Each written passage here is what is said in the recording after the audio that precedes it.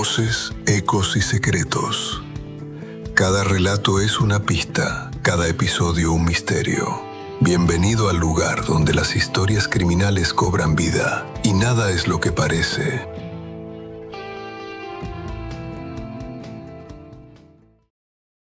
No siempre las tragedias empiezan con un grito. A veces, lo verdaderamente aterrador comienza en la calma más rutinaria, una ausencia que se vuelve sospechosa, una puerta que permanece cerrada demasiado tiempo, un teléfono que suena y no obtiene respuesta. En Fairfield, Ohio, una ciudad donde casi todos conocen a todos y la vida transcurre entre turnos de trabajo, partidos de béisbol y cenas familiares en los mismos restaurantes de siempre. Nadie esperaba que la desaparición de una joven gerente de tienda pudiera convertirse en la sombra que alteraría la vida de decenas de personas. Fue un lunes cualquiera cuando la ausencia de Mónica Barclay empezó a sentirse, primero como una pequeña inquietud y luego como una ola creciente de ansiedad que envolvió a colegas, amigos y finalmente a la propia policía local. Lo que parecía, al principio, solo un pequeño retraso o un olvido, pronto se transformó en una de esas historias donde el tiempo se vuelve el peor enemigo, y cada minuto perdido pesa como una culpa colectiva. En los días y semanas que siguieron, Fairfield se enfrentó a preguntas para las que nadie estaba preparado, descubriendo que incluso en los lugares más tranquilos pueden esconderse secretos imposibles de olvidar. El 6 de abril de 2015 amaneció como tantos otros en Fairfield, con una llovizna suave sobre los techos bajos y los árboles que apenas comenzaban a brotar tras el invierno. Para la mayoría, era simplemente el inicio de otra semana, pero en el local de TechZone, el pequeño negocio de electrónica al final de la calle principal, esa mañana trajo consigo una inquietud difícil de definir. Mónica Barclay, la gerente de la tienda, debía abrir el establecimiento antes de las 9, como lo hacía casi siempre, cumpliendo con una disciplina que sus compañeros respetaban y que la propia empresa valoraba. Sin embargo, aquella mañana la puerta permaneció cerrada, las luces apagadas y ninguna señal de actividad en el interior. El aparcamiento estaba vacío, salvo por algunos autos de clientes del supermercado cercano y el vehículo de Mónica, estacionado en el mismo lugar de siempre, como si la rutina no se hubiera visto interrumpida. Al principio, la ausencia de Mónica se interpretó como una confusión de horarios o un problema menor, quizá un olvido, un retraso, un mensaje perdido en el tránsito de la madrugada. Sin embargo, al cabo de media hora, la preocupación empezó a escalar. Los empleados intentaron llamarla varias veces, las llamadas caían sin respuesta, algo inusual en alguien como ella. Uno de los supervisores, tras consultar con la sede principal, decidió enviar a James Malone, uno de los compañeros de Mónica, para comprobar personalmente qué sucedía. James llegó poco después de las 9:30. Recorrió el perímetro del local bajo una lluvia fina, asomándose por los ventanales empañados, intentando distinguir algún movimiento en la penumbra.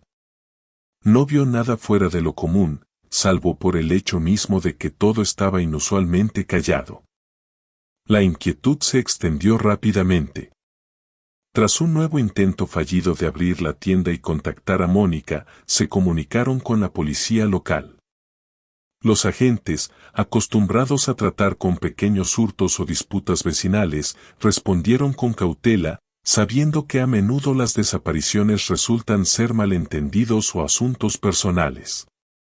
No obstante, el hallazgo del coche de Mónica, intacto y con sus pertenencias adentro, añadió un matiz inquietante: no había señales de huida, ni pistas evidentes que explicaran su ausencia.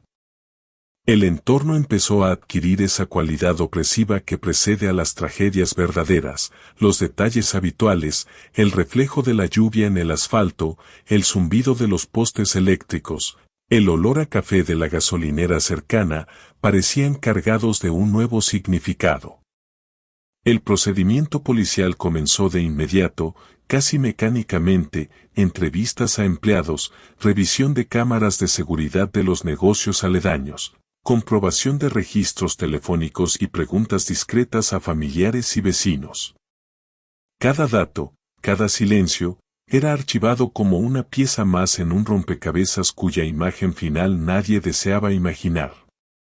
Mientras tanto, la tienda permanecía cerrada, convertida de repente en el epicentro de una incertidumbre colectiva, y el nombre de Mónica comenzó a circular en conversaciones, en mensajes, en los titulares breves de la radio local. Fairfield, acostumbrado a la seguridad monótona de los días iguales, empezaba a intuir que algo irreversible había sucedido.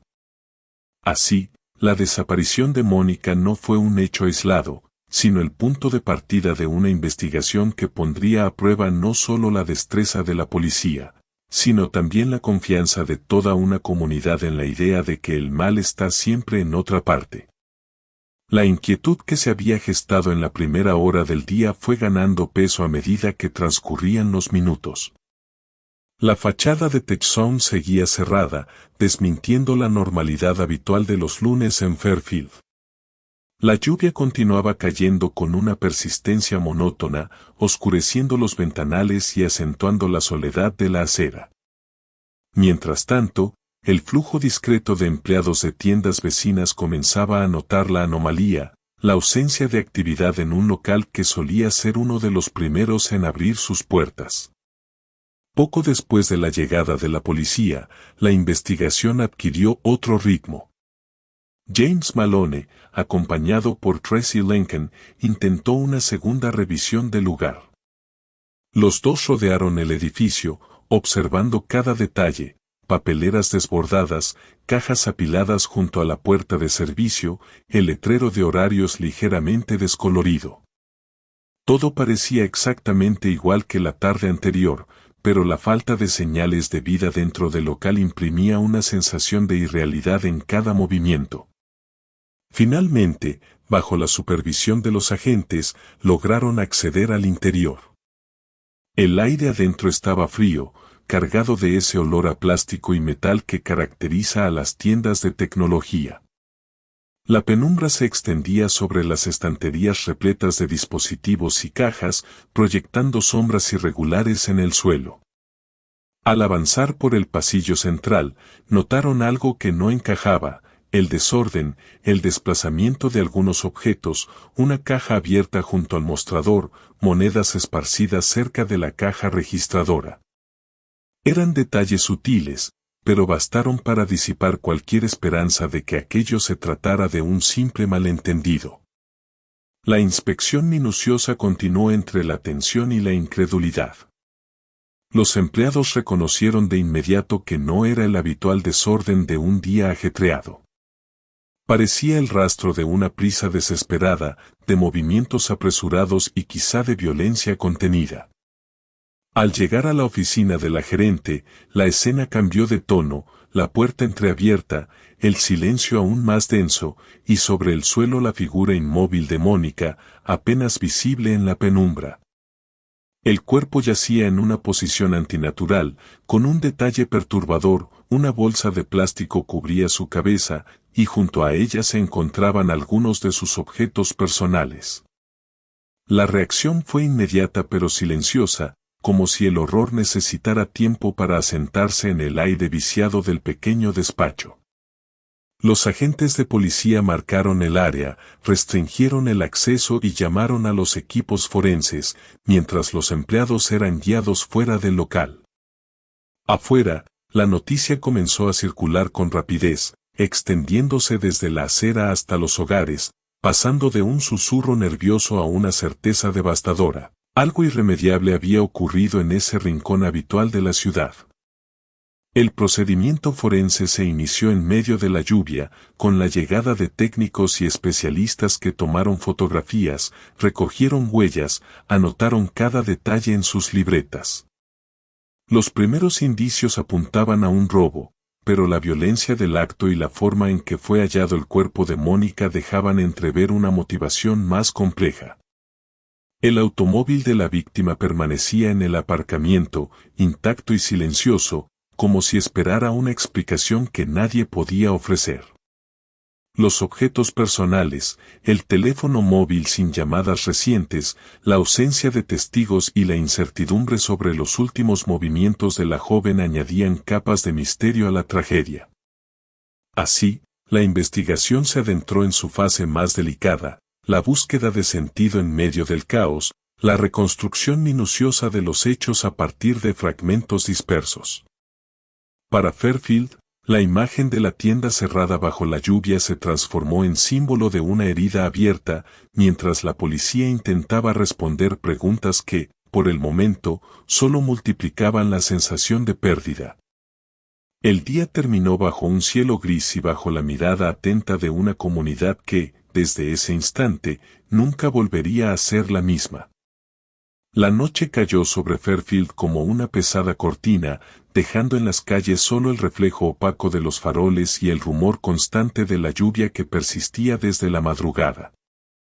A esas horas, la tienda de electrónica, ahora acordonada por cintas amarillas y custodiada por patrullas silenciosas, se convirtió en el centro de un relato sombrío que apenas empezaba a desplegar sus capas.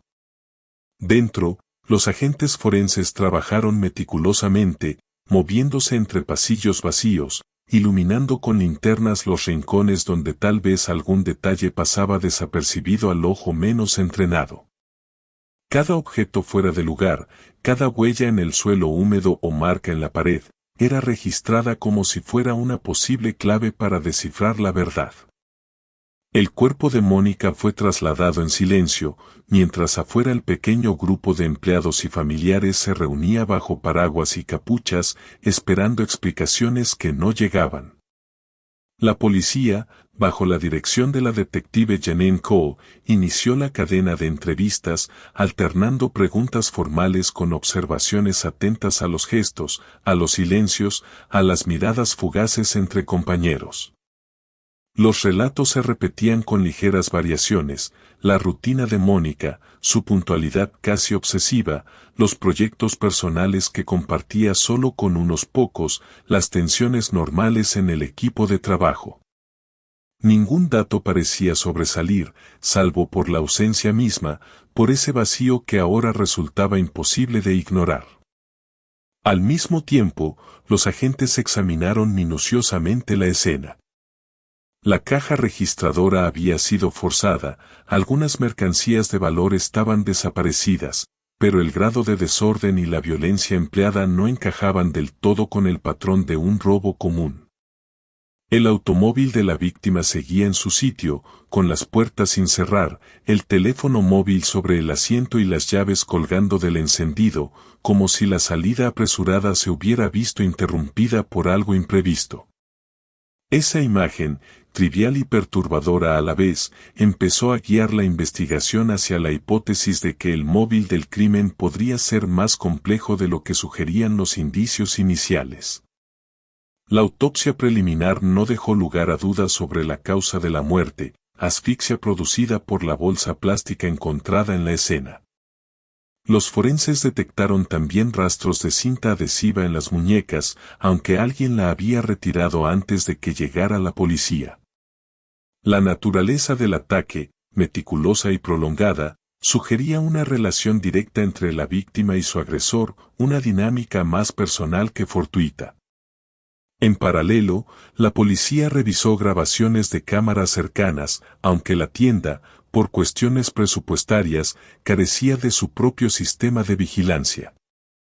Los comercios vecinos solo ofrecieron imágenes borrosas de vehículos entrando y saliendo del estacionamiento, siluetas indistintas bajo la lluvia, y nada que aportara certezas.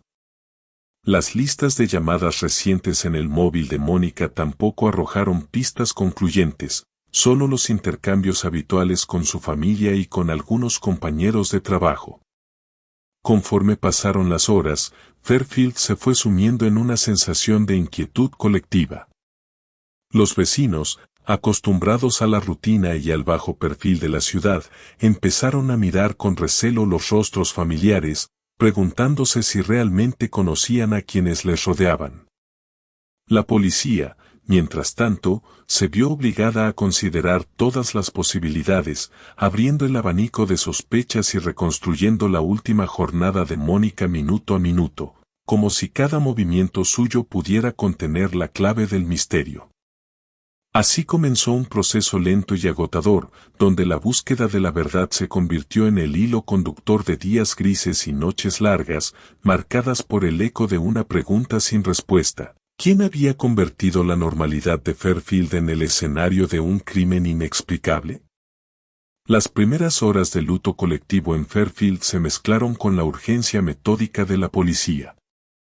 La noticia de la muerte de Mónica se había expandido como una mancha de aceite, y la comunidad, aún en estado de shock, asistía al despliegue de patrullas y cintas amarillas con una mezcla de temor y curiosidad. En los días siguientes, la investigación giró inevitablemente hacia quienes formaban parte del entorno inmediato de la víctima. La costumbre dictaba que, ante la falta de sospechosos evidentes, había que mirar de cerca a quienes compartían con ella el trabajo, los horarios, las responsabilidades. En ese contexto, el nombre de Samuel Harris surgió repetidas veces, no solo por su posición como subgerente de TechZone, sino también por la relación profesional tensa que mantenía con Mónica. Colegas y empleados recordaron incidentes recientes, reproches velados, desacuerdos sobre la gestión del almacén, silencios prolongados en reuniones que antes eran rutinarias. Se supo que Mónica había preparado una queja formal para elevarla a la dirección, y que esa queja, según algunos, debía entregarse justamente el día de su muerte. No era un secreto que la relación entre ambos se había enfriado en las últimas semanas, alimentando rumores que ahora cobraban peso bajo la luz dura de la investigación. La policía convocó a Samuel para ser interrogado, analizando con atención sus gestos, el tono de su voz, las inconsistencias que pudieran surgir entre su relato y los datos recogidos. La vivienda y el automóvil de Samuel fueron registrados en busca de pistas, aunque, al menos en apariencia, no se encontró nada concluyente. Sin embargo, el simple hecho de estar bajo sospecha alteró su rutina y la de su familia, llamadas nocturnas, miradas evasivas en el vecindario, comentarios a media voz entre compañeros de trabajo. En paralelo, los agentes indagaron en los antecedentes laborales de Samuel, revisando evaluaciones pasadas, quejas previas de otros empleados, patrones de comportamiento que pudieran indicar algún motivo oculto. No hallaron señales claras de violencia, pero sí un historial de desacuerdos y desconfianza que, en circunstancias normales, habría pasado inadvertido.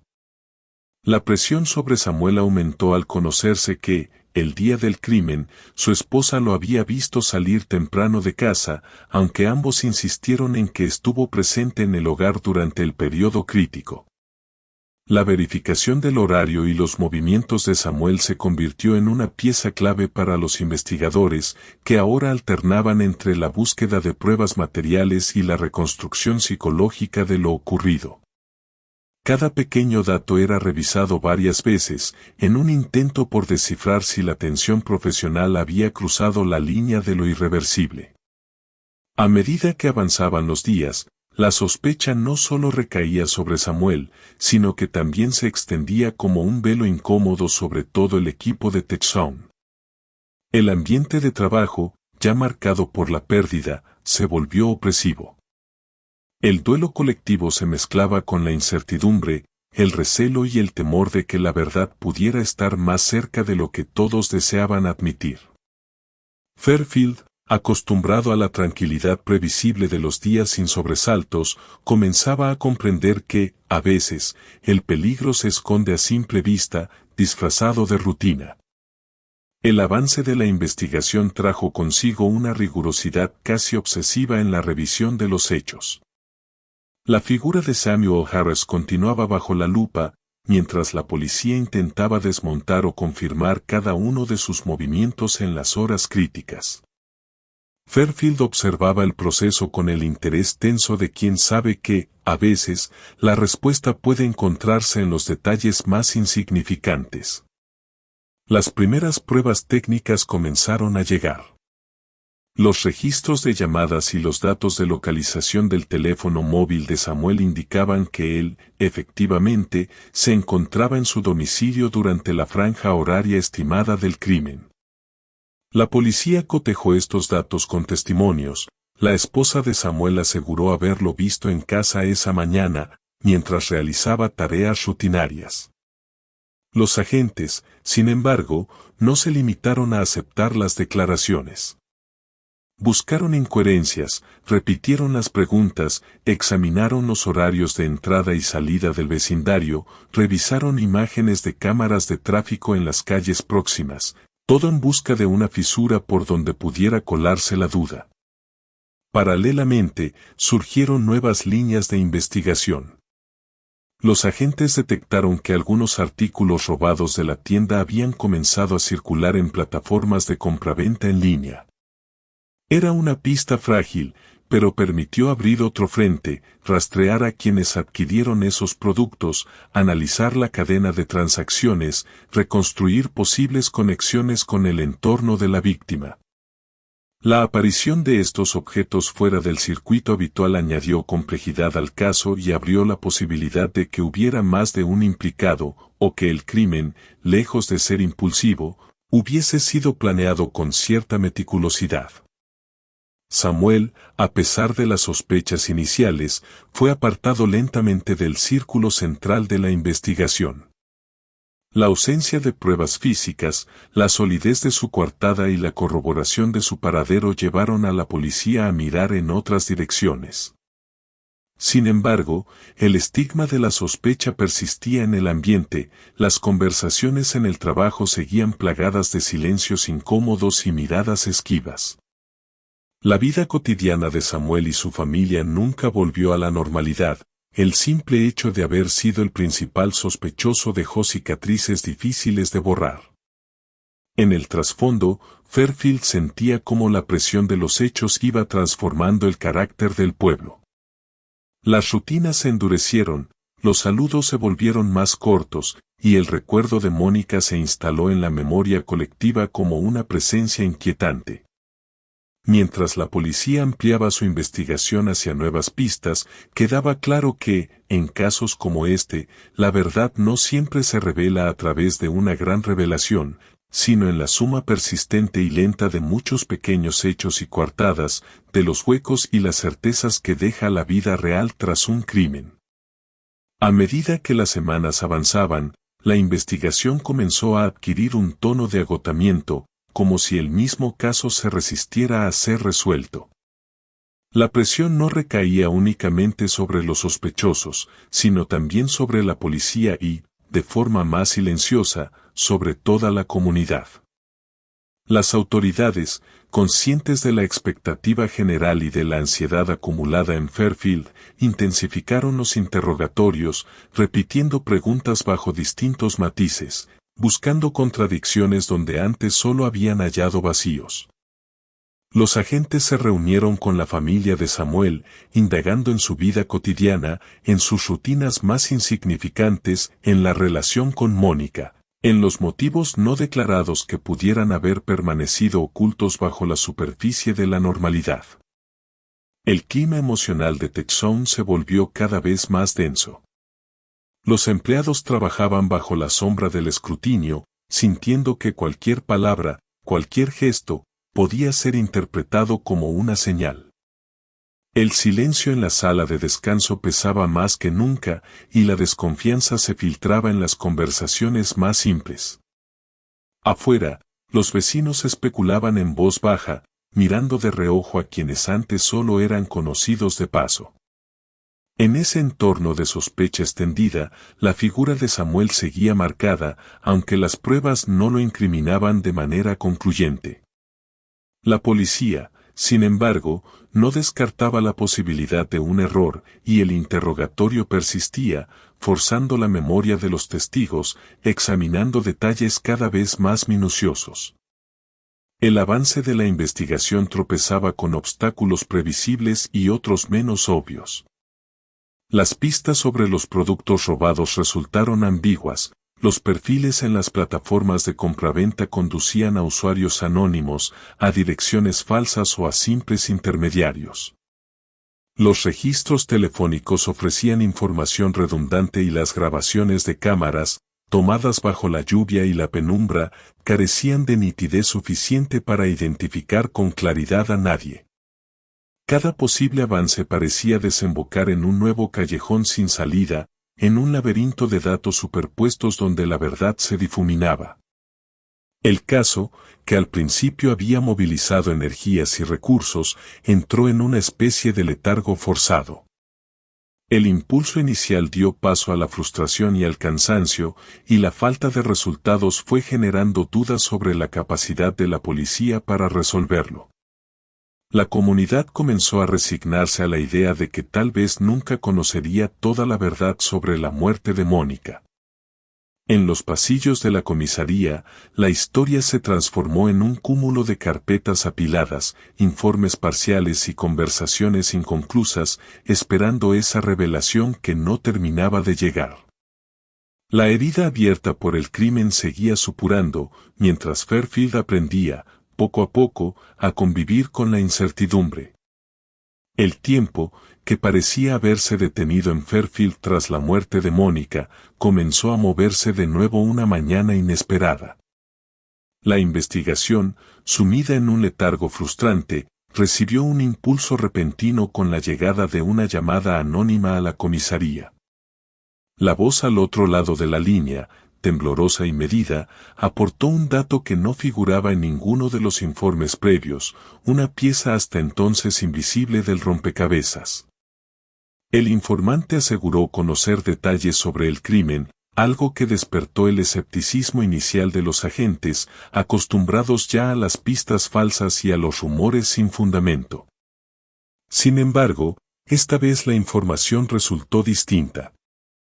El hombre relató que, en los días previos al asesinato, un conocido suyo, alguien que también había trabajado en TechZone, le había propuesto participar en un robo sencillo en la tienda. El informante había rechazado la oferta, pero tras enterarse del crimen por las noticias, no pudo evitar asociar ambos hechos.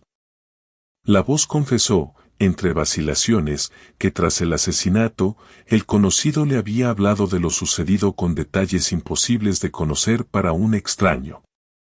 Ese relato cruzó una frontera invisible, traspasando la línea que separa las especulaciones de las pruebas potenciales. Los agentes anotaron con precisión cada nombre, cada circunstancia, cada matiz de la confesión. Por primera vez en semanas, surgió un nuevo foco de atención. James Malone, el compañero que había descubierto el cuerpo, figuraba en el testimonio del informante como el posible autor intelectual y material del delito. La mención de James sorprendió incluso a los investigadores más experimentados, que hasta entonces lo consideraban un testigo principal y no un sospechoso. La policía activó de inmediato nuevos procedimientos. Analizó nuevamente los movimientos de James en las horas previas y posteriores al crimen, revisó sus comunicaciones, rastreó posibles vínculos con los artículos robados. El cerco de la sospecha se fue cerrando en torno a su figura, y la calma forzada de la investigación cedió su lugar a una actividad febril, casi ansiosa. En Fairfield, el rumor de la llamada se filtró entre la gente, devolviendo a la ciudad una mezcla de esperanza y temor. Tal vez la verdad no estuviera tan lejos como parecía. El hallazgo de esta nueva pista no disolvió de inmediato la niebla que envolvía el caso, pero sí permitió vislumbrar una salida posible. El proceso judicial y las incógnitas persistían, pero la sensación de movimiento renovado devolvió a la investigación la energía perdida. En la memoria colectiva de Fairfield, esa llamada anónima quedó como el instante en que, después de meses de incertidumbre, el silencio comenzó por fin a resquebrajarse. La revelación llegó como una tormenta contenida, alterando el ritmo de la vida en Fairfield y poniendo fin a la aparente calma de las últimas semanas. El nombre de James Malone, hasta entonces considerado un testigo más del caso, se fue filtrando poco a poco en los informes policiales y en las conversaciones veladas de la comisaría. Los investigadores, armados ahora con la confesión del informante anónimo, dirigieron toda su atención a reconstruir minuciosamente los movimientos y las motivaciones de James.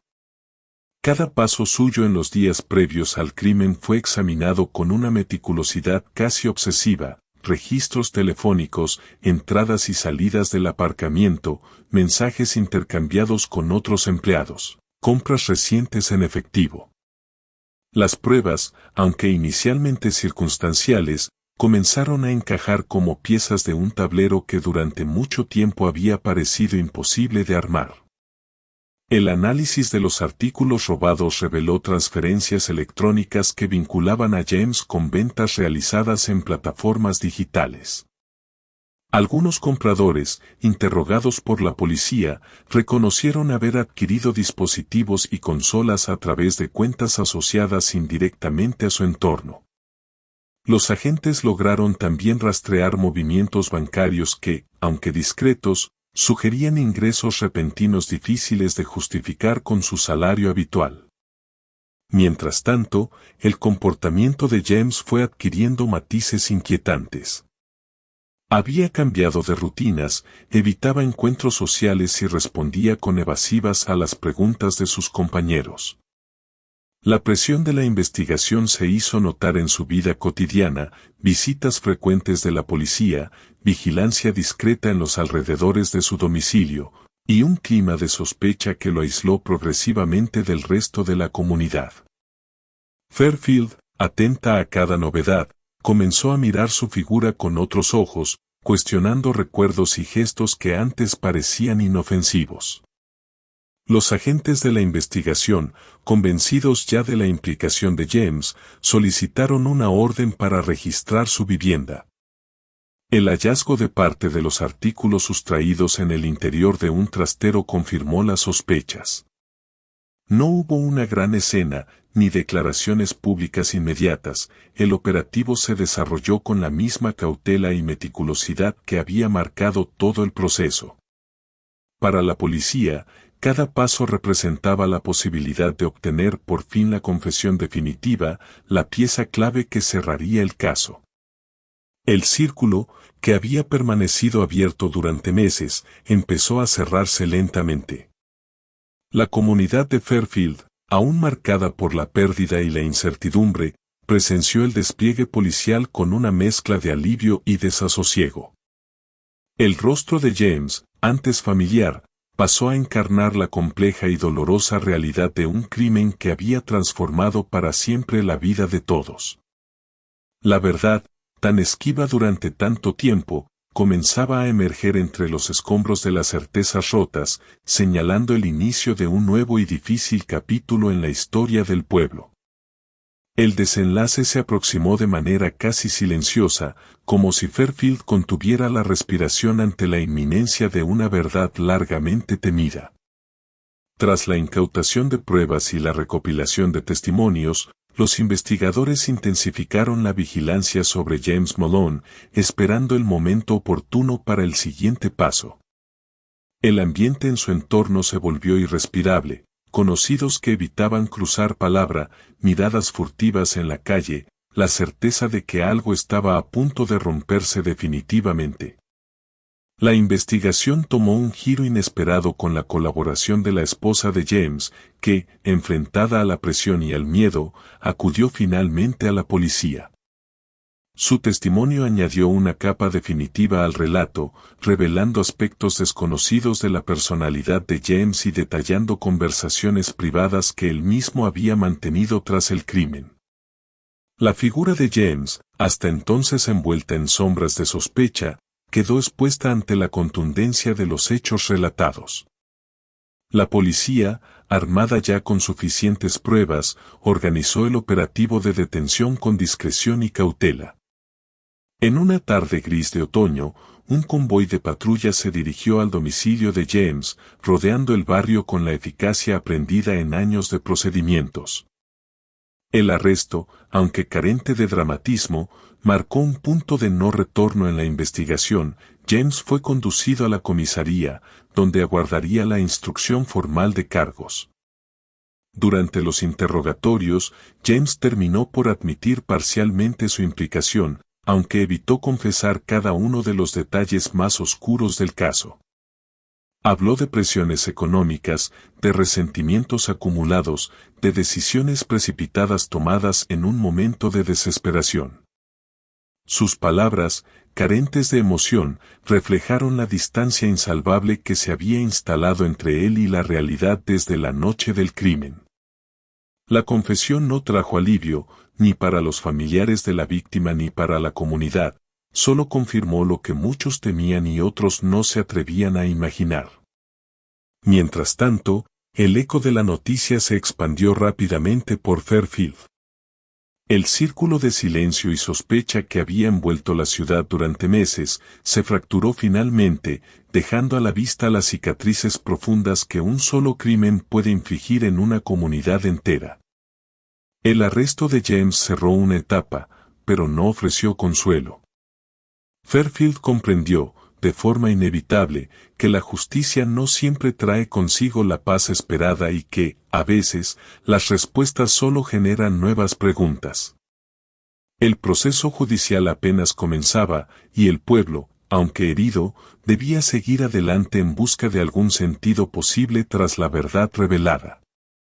El caso llegó a su fin bajo la misma luz grisácea que había acompañado cada paso de la investigación. Fairfield, exhausta y marcada por meses de incertidumbre, presenció el cierre judicial con una mezcla de alivio y desasosiego. James Malone, tras aceptar un acuerdo de culpabilidad, fue condenado a cadena perpetua con la posibilidad de solicitar la libertad condicional después de 25 años. Su rostro, antes familiar para todos en la ciudad, se desvaneció lentamente en la memoria colectiva, desplazado por una sensación amarga de pérdida y desconfianza. El juicio, aunque necesario, no trajo consigo la claridad total que muchos esperaban. Los detalles del crimen permanecieron en parte velados, envueltos en el silencio de James y en la opacidad de los procedimientos judiciales. La familia de Mónica Barkley, aferrada a la dignidad, expresó su decisión de luchar para evitar cualquier intento de liberación anticipada, manteniendo viva la memoria de su hija como un acto de resistencia ante el olvido. Para Samuel Harris, la vida nunca volvió a ser igual. Aunque fue exonerado oficialmente y la policía reconoció públicamente su inocencia, las secuelas del señalamiento persistieron mucho después de la resolución del caso. Sus relaciones personales y laborales quedaron marcadas por una sospecha que se negaba a desaparecer, recordándole que, en situaciones extremas, la línea entre la verdad y la sospecha puede ser demasiado tenue. El cierre del caso no disipó del todo la sombra proyectada por la muerte de Mónica. En las calles de Fairfield, la tienda de tecnología reabrió sus puertas con un equipo renovado y la cautela de quienes conocen el precio del silencio. La comunidad, golpeada por la tragedia, trató de recuperar su rutina, pero los rostros de los protagonistas siguieron habitando la memoria local mucho después del veredicto. El crimen dejó heridas abiertas, preguntas sin respuesta y una advertencia silenciosa. Incluso en los lugares donde parece reinar la normalidad, la violencia puede irrumpir de forma inesperada y alterar el tejido invisible de la confianza colectiva. Así terminó una historia que empezó con una ausencia casi imperceptible y terminó por revelar la fragilidad de todo un pueblo. Fairfield aprendió a convivir con sus fantasmas, comprendiendo que la justicia, aunque imprescindible, nunca es completa y que el eco de una tragedia puede resonar durante mucho tiempo, más allá de la última página del expediente judicial. Gracias por ver. Si te gustó esta historia, suscríbete al canal. Te esperan muchas historias interesantes y sorprendentes. Hasta pronto.